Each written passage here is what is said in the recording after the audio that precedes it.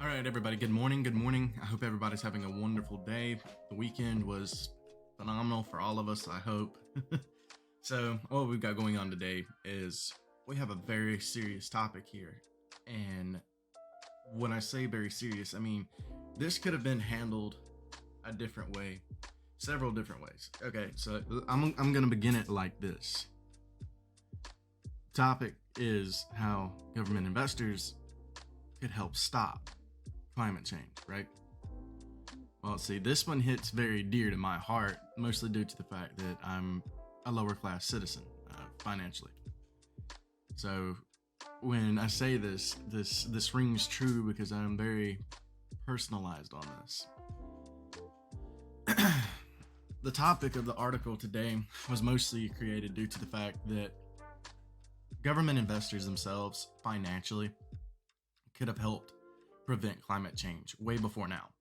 But they're so eager to keep money in their pocket that they would rather watch suffering and know that they're living in the lap of luxury versus people actually struggling to live, survive, stuff like that are standing up for climate change or saying, no, you need to help us. But all of a sudden, when they're supposed to help us, they don't have any money.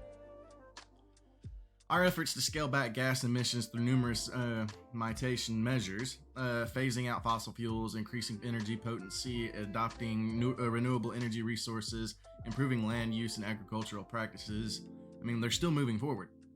However, the pace is just way too slow. We've got to scale up the acceleration, the transition into a low carbon economy. At the same time, we should acknowledge that climate change is already happening and affecting the lives of lots of people. Okay? Now, when I say this, I'm not trying to start anything or make anybody really believe that this is where people are not understanding or anything like that, but this is one of those things where we've got to do it now.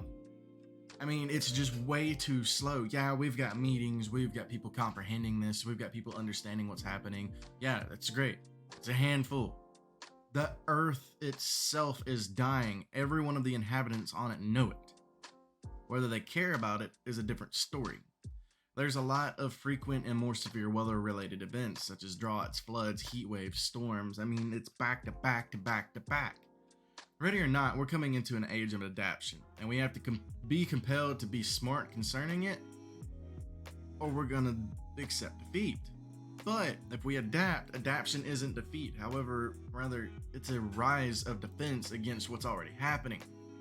The right investments will deliver a triple dividend by averting future losses, spurring economic gains through through innovation, and delivering social and environmental advantages to everybody.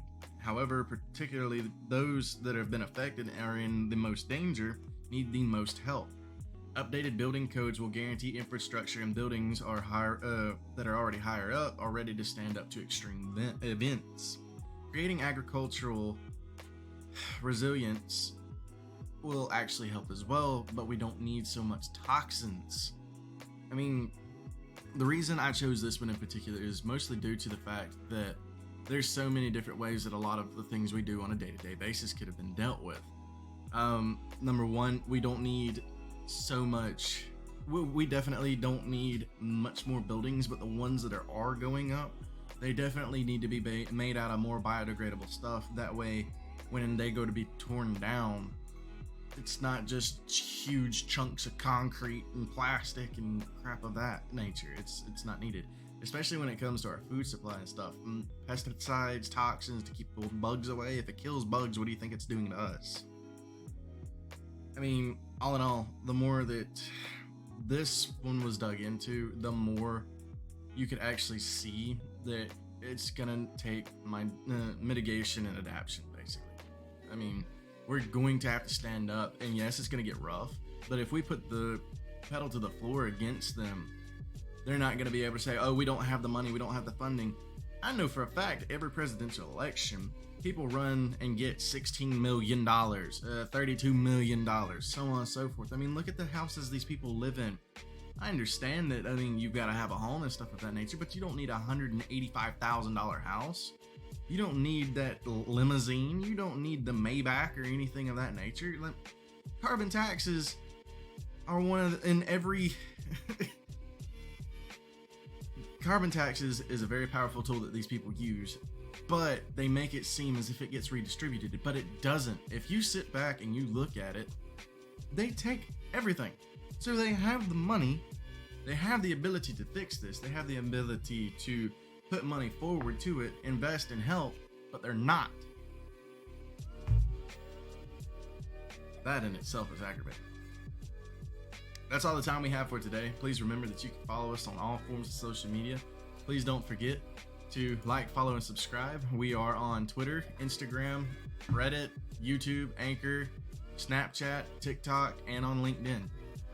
Make sure you always follow every one of the social media pages and such. And remember, as always, we are here.